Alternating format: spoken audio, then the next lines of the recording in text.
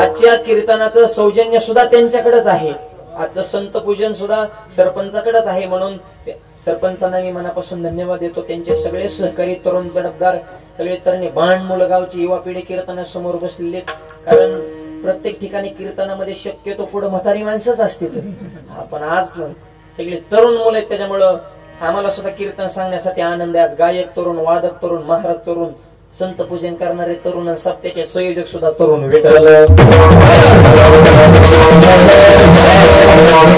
तरुणांनी जर हातात काम घेतलं तर ते आरपारचीच लढाई असते, कसलीच कमतरता तिथं ठेवीत नाहीत. आणि ज्येष्ठ मंडळींनी सप्ताह टिकून ठेवलं त्यांचं तर मार्गदर्शन आहे, पण तरुण पिढीचं विशेष योगदान आहे, म्हणून तर कार्यक्रमाला ही भव्यता आहे.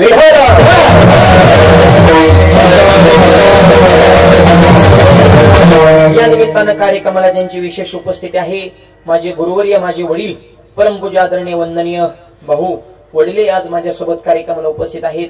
गायनाची साथ करण्यासाठी आमचे बंधू प्रवीण महाराज पठारे त्यांची उपस्थिती आहे.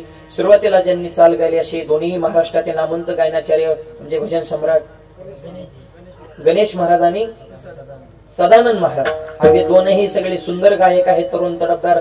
मृदंगाची साथ करण्यासाठी ज्यांची विशेष उपस्थिती महाराष्ट्रातील नामवंत मृदंग वादक मृदंग सम्राट ऋषिकेश महाराज तराशे त्यांची उपस्थिती आहे, त्यांनाही धन्यवाद. हार्मोनी वादक असतील, सुंदर संशिष्टीमय तुमचे मनपूर्वक आभार मानतो.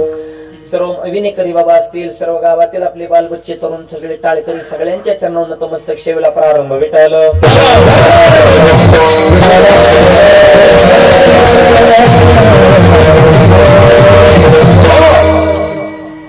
आज अभंग नामपर सेवेकरता घेण्याचं कारण संप्रदायाच्या नियमानुसार कमी ठेवा, पहिल्या दिवसाचं कीर्तन हे नामपर अभंगावर असावं या नियमाला अनुसरून आज नामाचा महिमा सांगणार अभंग सेवेकरता घेतलेला आहे. अभंगाचं चिंतन तो आपण पाहूच, पण त्या अगोदर आज महत्वाचा दिवस आहे म्हणजे मकर संक्रांती. हा आमच्या महिलांसाठी म्हणजे आजचा सण म्हणजे जीव की प्राणच आहे मायबाप. हा मग ती सात्विक पद्धतीने सण साजरा करण्यासाठी आणि नाहीतरी हिंदू धर्मातल्या 90% सणांचं महत्व महिलांमुळेच टिकून आहे, नाहीतर आपला धर्मच त्यांनी टिकवलेला आहे. बारीक निरीक्षण करा, मी सौभाग्यवती आहे हे सांगण्यासाठी त्यांच्या कंपाळो कुंकू, हातात बांगड्या आहे, गळ्यात मंगळसूत्र, हे कशाचे चिन्ह आहेत? मला पती आहे, मी सौभाग्यवती आहे, मला मालक आहे हे सांगण्यासाठी तुमच्या अंगावर इतकी चिन्ह आहेत, पण मला बायको आहे काय चिन्ह आहे बा आपल्याकडं? आपला मोकारच कार्यक्रम आहे ना सगळा. धर्म त्यांनीच टिकवलाय. वट पौर्णिमेचा सण आला त्यांनीच साजरा करा, संक्रांत आली त्यांनीच करा, दसरा आला त्यांनीच, दिवाळी कोणताही सणाचं 90% सण. आपल्याकडे फक्त एकच सण आहे, बैल पोळा. नाही तर बाकीच्या सणांचं नाही शक्यतो आपल्याकडे, फक्त आपल्याकडे पोळा सण आहे बघा, नाही तर बाकीचे सण त्यांनीच वाटून घेतले. भेटायला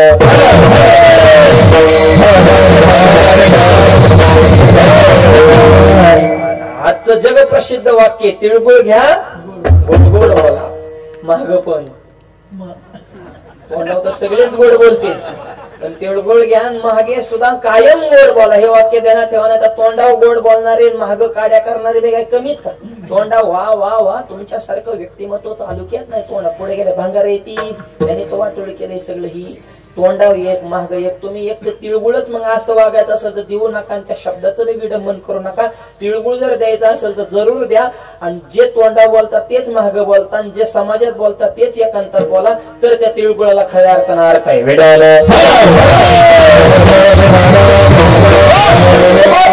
माझ्या जीवनात सुद्धा संक्रांत आहे, तुकोबरांची संक्रांत. तुकोबरा म्हणतात माझ्या देहरूपी तिळामध्ये ज्यावेळेस भगवंत रूपी गुळ प्राप्त झाला आणि माझ्या देहरूपी तिळाचं भगवंत रूपी गुळाचं ज्यावेळेस मिलन झालं, त्या दिवशी खऱ्या अर्थानं माझ्या जीवनातली संक्रांत साजरी झाली, म्हणून तुकोबरा म्हणतात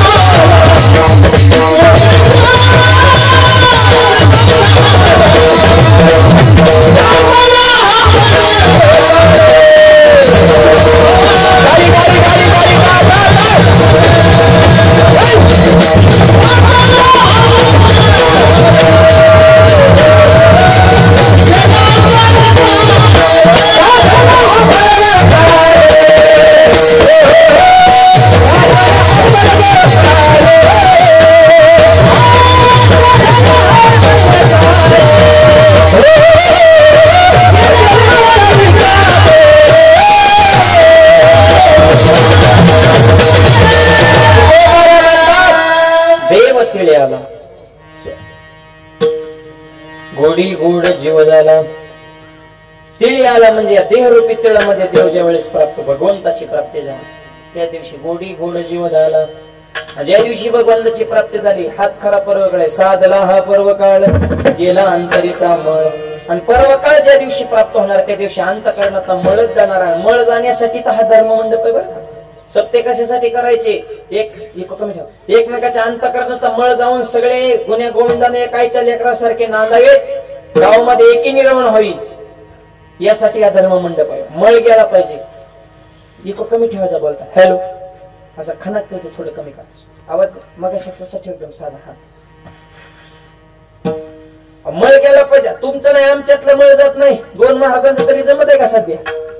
एक मार्ग हे त्याला काय येते दुसरा म्हणतो ते तर बोगस आहे. लोक म्हणते दोन्ही मूर्ख आहेत चला प्यायला.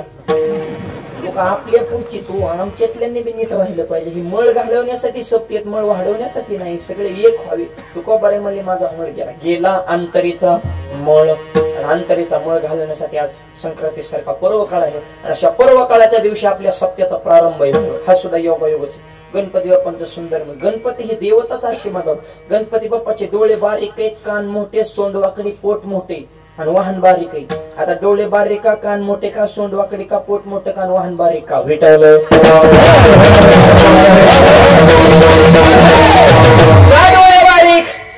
डोळे बारीक याचा अर्थ असा आहे की आपल्या भक्ताला कोण कोण त्रास देते हे बघण्यासाठी सूक्ष्म नजर म्हणून डोळे बारीक. सीसीटीव्ही सप्त्याला कोण आडवं येतंय पंक्ती कोण देणार घेणाऱ्यांना कोण नावं ठेवतंय म्हणजे सीसीटीव्ही वर का. डोळे बारीक सूक्ष्म नजर. कारण चांगल्या माणसाला संकटाची असते ही पहिल्यापासून आहे. चांगल्या जागा त्रास होणार डुप्लिकेट करा राम राम. ही सिस्टीमच अशी. जुनी म्हातारे कोतारे का पाण्या बसले त्यांचं फेमस वाक्य माणसं आता बिघडले. पूर्वीला ही माणसाचा पूर्वी बी असलीच होती फक्त त्यांचं व्हायरल होत नव्हतं. याची पूर्वी चांगली होती. पूर्वी जर चांगली होती तर माऊलीची जुळी फाडली असते का. गाथा पाण्यात टाकला असता का. छत्रपतींच्या घरात राजकारण निर्माण केलं असतं का. विवेकानंद लोकांनी आक्षेप घेतला असता का. सीतेला अग्नी दिवे द्यावा लागला असता का. कृष्णाला गावड्याचा परमाणू लोकांनी हिनवला असतं का. मग माणसं चांगली होतीच कावा. माणसं पहिल्यापासून अशीच आहेत. तीच माणसं आहेत फक्त आडनाव बदलून जन्माला आलेत. क्वालिटी तीच. त्यांच्या फक्त नावात बदल झालाय. त्यांनी गुन्हाच सोडलं. खऱ्या माणसाला त्रास होत असतो. ज्याला त्रास होतो आणि समजत आपण खरं जगतोय. भेटायला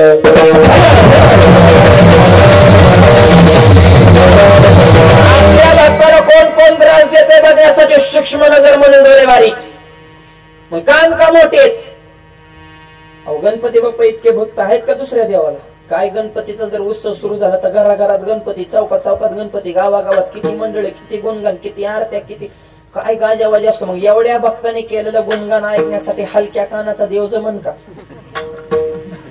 ओव्हरलोड झाले कान फुटते ना म्हणून कानच मोठे येऊन द्या गुण तुम्ही मी ऐकायला तयार आहे म्हणून कान मोठे. पोट मोठं का तर ब्रह्मांड पोटात साठवले म्हणून पोट मोठे. सोंड वाकडे का जे सरळ वागल त्याला गणपती बाप्पा सरळ जे वाकडा वागल त्याला वाकडच फळ देणार हे सांगण्यासाठी सोंड वाकडे. अशा गणपती बाप्पांच्या हातामध्ये कुऱ्हाड आहे. गणपती बाप्पांनी कुऱ्हाड हातात का घेतली. सुरवाला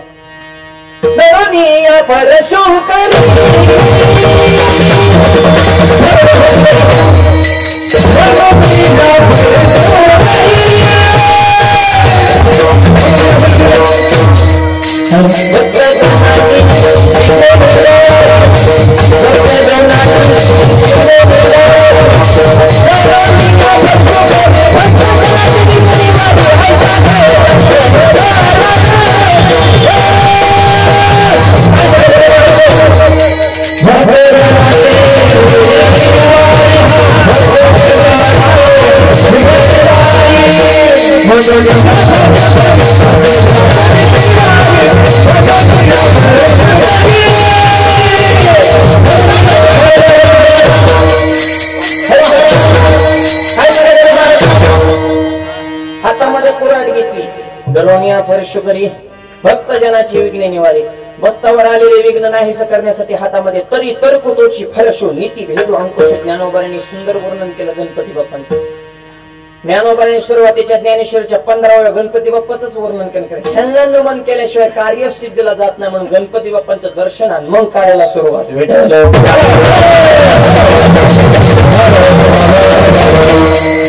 म्हणून गणपती बाप्पांचं थोडं वर्णन काय केलं तर आज पहिलाच दिवस आहे. त्यांचं नमन केल्याशिवाय कार्यच पूर्ण होत नाही. आणि मंदिर गणपती बाप्पाचं आहे आणि त्यांना नाही मंदिर आपल्याला झटका बसल. त्याच्यामुळे बाबा आधी त्यांचा विषय मिटला, बाकी हाताळायला मोकळं झालं. मग विठ्ठल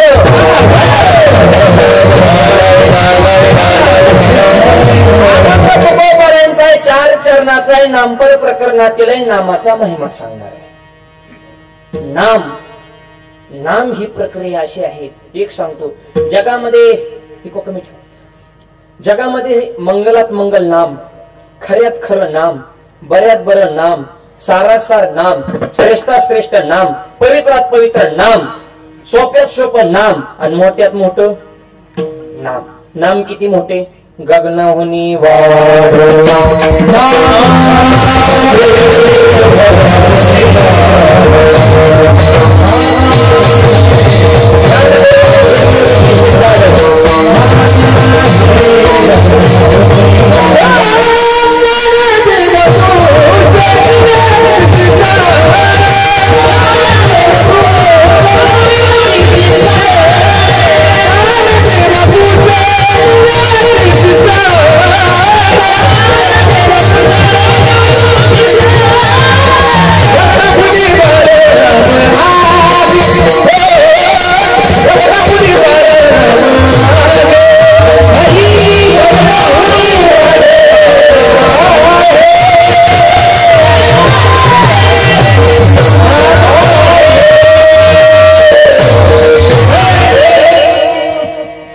गगनाहुनी वाढ नाम आहे. गगनापेक्षा नाम मोठे. कुणी प्रश्न केला, ज्ञानदेव पुसे. पुसे या शब्दाचा अर्थ प्रश्नचिन्ह. ज्ञानोबा कुणाला? निवृत्तीशी चाड. ज्ञानोबाने प्रश्न केला निवृत्ती दादाला, ज्ञानदेव पुसे निवृत्तीशी चाड. प्रश्न केला काय म्हणले? आकाशापेक्षा मोठं. प्रश्न माणसाने जरूर करावे, पण प्रश्नामध्ये वर्म पाहिजे. मूर्खावानी प्रश्न जर विचारले तर मग मूर्खावानीच उत्तर दिली पाहिजे. आम्हाला विलय प्रश्न करतात, कीर्तन करताना कंबर का बांधता, मुंडक बांधू का? मग काय करायचंय बा तुला? पण जास्तच डोकं. मग बरं चांगलं सांगितलं पटत नाही ना, मग उलटच सांगावं लागतं. गंधच का बुक अरे तू लावूच नको ना, पण आमच्या खात्या का काढितो कीर्तन करताना धोतर घालण्याची. मग काय जीन पेंटिंग करतो का? तसल्यांची संख्या झाली जास्त. लई देवाने काय सांगावं तुम्हाला. मी परवा सकाळी करताना कीर्तन चौकात एक जण भेटला, जय हरी म्हणजे जय हरी. तेव्हा माऊली कोणीकडे आज खेळ. खेळ म्हणजे आम्ही का जुगार खेळतोय का मटका लावलाय का ऑनलाईन रमी सहजच म्हणते खेळ. आमचा आहे खेळ, पण तुला आहे का वेळ? मग दोघाचा घालून मिळून तुला दाखवतो वार करायचा खेळ. म्हणजे आमच्यात परपंचाची झाली वेळ, तुमचा कावा बघाव खेळ. मग बस ना, जेच डोकं कशाला लावतो. एकदा माझा कीर्तन विषय झाला, शुद्ध बीजा पोटी फळे रसाळ गोमटी. जसं पेराल तसंच उगवत. काय चुकलं माझं? कीर्तन संपलं तेव्हा मला भेटला, मला पेराल तसं उगवत नाही. म्हणलं माऊलीची ओळी देतो तुला, जे क्षेत्री जे पेरीजे ते वाचून आनंद उपजे, पाहिजे त्याची दर्पण आधारे. आरशाची बघित तीच दिसणार, जमिनी जे पेरलले तीच उगवणार ना. माऊलीची ओळी त्याला तू कोवऱ्यांचा नाही पटत. म्हणलं तुझं म्हणणं काय बा? मला माझं म्हणणं एकच आहे, पेरायला तर सुगत नाही. मला कसं काय? मला शेंगदाणा पेरल्यावर त्याला टरफल कुठून येतं? भुईमुगाची शेंग माहिती ना, वर त्याला फोल कटायला टरफल. आणि आज शेंगदाणा आहे त्याच्या. मी म्हणलं शेंगदाणा आलाय की नाही? डायरेक्ट शेंगदाणा आला पाहिजे, टरफल्याचा काही संबंध. मला हलूनच द्या ना, ते उत्तर द्या. मला उत्तर देतो पण फुकट नाही. मग चहा प्यायला घरी नाही, चहा प्यायला घरी नेलं. आणि मी म्हणलं मला फक्त चहा ना. त्याने कपात चहा मला घरात. म्हणलं मला फक्त चहा. मला चहाच आहे की बिस्किट आहे? बिस्किटाचा जाळ कर, कप बी नको, नुसता चहा. म्हणा कपाशिवाय चहा कसा येईल? म्हणे मग टरफल्याच्या शेंगदाणा कसा येईल? म्हणा आयो तुमच्या पण आधी लावून तुला आधी कळत नव्हतं का? आम्ही रोज 2 कॉफी फिरतो म्हणजे आम्ही काय येडे आहेत का? काय हे माणसं कसे सांगू का?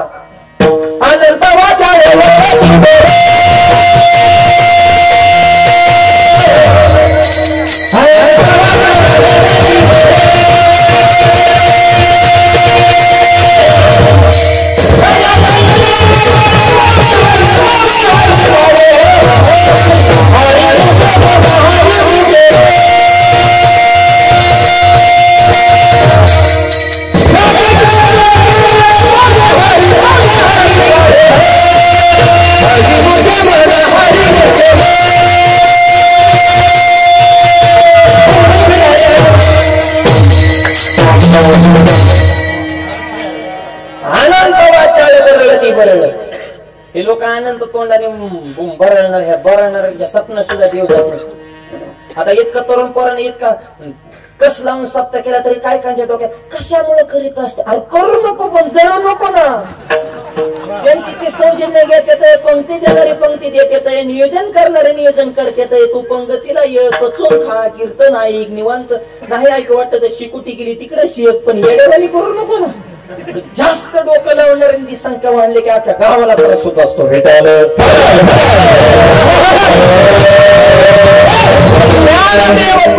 आपला प्रश्न चालाय. प्रश्न माणसाला जरूर पडावा. प्रश्नामध्ये सुद्धा वर्म पाहिजे.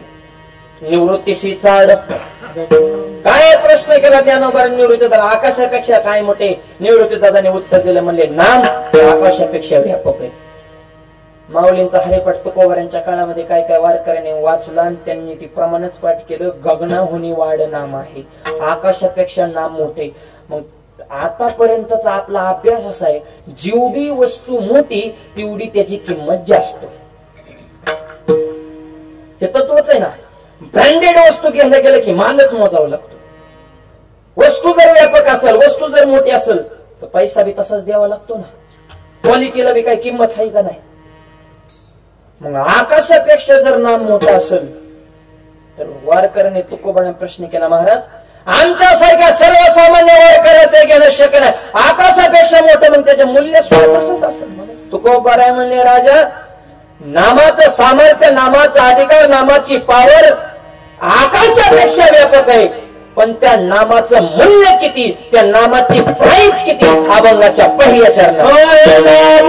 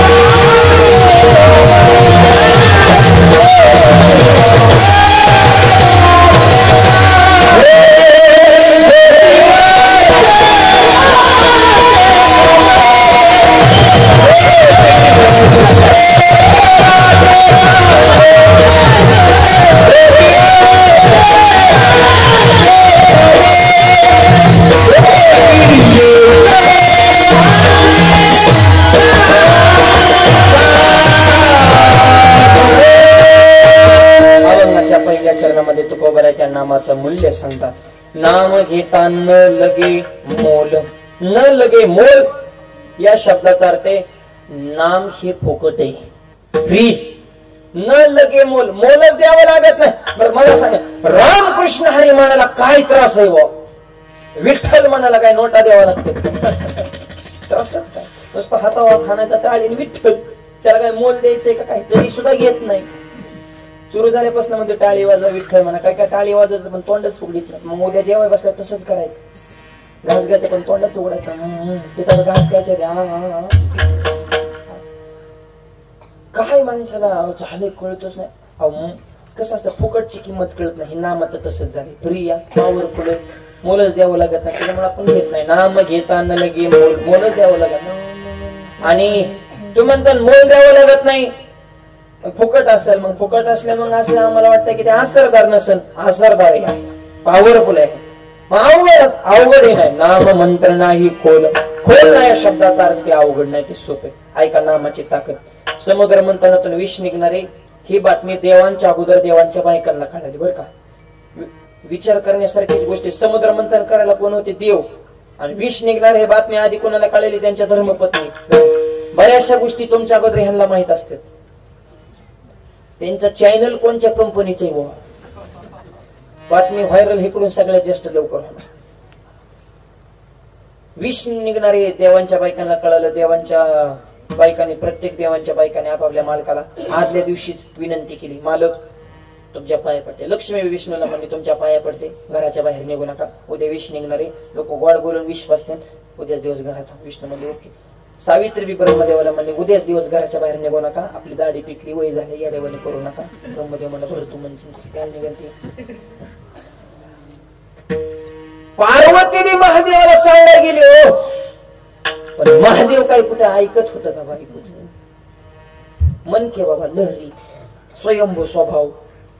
पार्वती बी म्हणली मालक तुमच्या पाया पडते, उद्याच्या दिवस घराच्या बाहेर निघू नका, तुमचा स्वभाव गोळा आहे, आपलं गाव वाईट आहे, गोड बोलून काटा काढते, नका गावाच्या नादाला लागू, भल्या भल्यांनी इकली ह्या गावावर. उद्याच्या दिवस तुम्ही फक्त गाव टाळा, घरातच बस. महादेव म्हणे ग तू सांगणार मी ऐकणार, माझं मी बघतो. ती काय बायकोच ऐकत होते. गेले बाहेर. बाहेर आले समुद्र म्हणताना तो विष निघाला. आता विष कोण पचवल? संकटात आलं ना देवांवर. पण इंद्र चंद्र ही जी देव आहेत ना, ही जरा चॅप्टर देव आहेत बघा, ही गेम करायला हुशार असते. त्यांनी बराबर राजकारण केलं. म्हणले ही विष कोण पिन? म्हणजे लावा विष्णूला फोन. विष्णूचा मोबाईल स्विच ऑफ त्यांनी बंद करून टाकला. म्हणजे झंझटच नको कोणा, इन्कम नको ना, डुबईन दे नको, आपलं गप मारा म्हणले. ब्रह्मदेव कौरी क्षेत्राच्या बाहेर. नारदजीने लिंक लावली, म्हणले एक बाबा आलाय बाहेर, म्हणले सबके बडे बाबा भगवान शिवजी. त्यांनाच गोड बोलून विश्वास म्हणजे तसे पिणार नाही, ते प्रसन्न झाले पाहिजे. म्हणजे प्रसन्न कशा? प्रसन्न करण्याचं एकच सोपं साधन आहे स्तुती. स्तुती केली की माणसाची मातीच. कोणाला बी जिंकायचं असेल तर स्तुती हे सगळं. देव तर इतका स्तुती प्रिय ना, नावच श्री अनंता मधुसूदना पद्मनाभा नारायण, हे स्तुतीच आहे. देवाला तुकोबाने कमल नाही ना, कमलापती असे शब्द मोठमोठ्याले टाकले की देवाला बी विठ्ठल इतक्या उड्या मारायच्या का देव केव अजून अजून येऊ द्या. म्हणजे देव हा स्तुती प्रिय बरं का. संत नाही, संतांना काही स्तुती निंदान काही करा ते स्थित प्रज्ञ असतील, पण देवाला स्तुती प्रिय असते. जीच बाकीच्या देवांनी महादेवाची स्तुती केली म्हणता वा वा वा वा वा वा वा. तुमच्यासारखा काय देव आहे का? हा बाकीचे देव आहेत, पण तुम्ही महादेव. अरे वैकुंठावरून आलेली गंगा आहे का कोणाची ताकद डोक्यावर धारण करण्याची? तुम्ही डोक्यामध्ये गंगेला स्थान दिलं आणि मग गंगेचा प्रवाह पुढे प्रज्वलित झाला. काय तुमचा अधिकार? वाघाचं कातड अंगाला गुंडाळले. बाकीचे देव सगळे गावात राहिलाय, पण तुम्ही गावाच्या बाहेर. आहे का डिरिंग बाकीच्या देवाची? अरे गणपती सारखा वजनदार तुमचा मुलगा, पार्वती सारखी धर्मपत्नी, हिमालया सारखा सासा, काय तुमचं वर्णन करावं? जीच वर्णन केलं महादेवाची फुल चार्जिंग झाली. 20 कोटी म्हणली, स्तुतीबाद झाली, म्हणजे डोक्यानं चालत बस. आता फक्त 20 दाखव. जीच गाटा गाटा 20 आणलंय. 20 जोपर्यंत आत जात नाही तोपर्यंत महादेवची खुश होते, पण आत गेले की हल नावाचा विषय त्याने बी त्याचा झटका दावला ना. आणि शरीराचा 10 सुरू झाल्याच्या नंतर गळा काळा पडला आणि महादेवाला विषाची मायबाप बाधा चढायला लागल्याच्या नंतर बाकीच्या देवाने ओळखलं काम झाले, आता आपलं घर काटा. यांनी जर तिसरा डोळा उघडला तर आपलं बी पटांगण होईल. म्हणजे जेवढे विष पाजन होते चिंगाट पळून गेली. एकच महादेव समुद्राच्या कडला दनादन लाटा आदळायच्या नुसत्या. आणि महादेवजीने डोळे उघडून आजूबाजूला बघितलं तर कुणीच नाही. अंगाला बी ताप वाढला, तब्येत डाऊन झाली, सगळे गायब झाले. मग महादेवजींना कळालं की नाही रे, सुख मे सब साथी दुःख मेना नको. तुमची परिस्थिती चांगली असावं, लांबचे सुद्धा माणसं जवळ येतात. तुमची परिस्थिती बेकार झाली तर जवळचे सुद्धा लांब जातात. तुमच्याकडे पैसा असेल तर लांबचे सुद्धा पाहुणे रावळे म्हणतात आमच्या जवळचा पाहुणा आहे तो. आणि तुम्ही जर भिकारी असला ना जवळचे सुद्धा म्हणतात नाही नाही ते जण आमची लांबू नाही म्हणले, आमच्या बेटात नाही तो. कारण म्हणजे मोठा संबंध जुडतो का. आणि त्यावेळेस महादेवजींना कळलं नाथ महाराजांचं प्रमाण आठवलं की या जगामध्ये कोणी कोणाचं नाही. नाही कोणाचे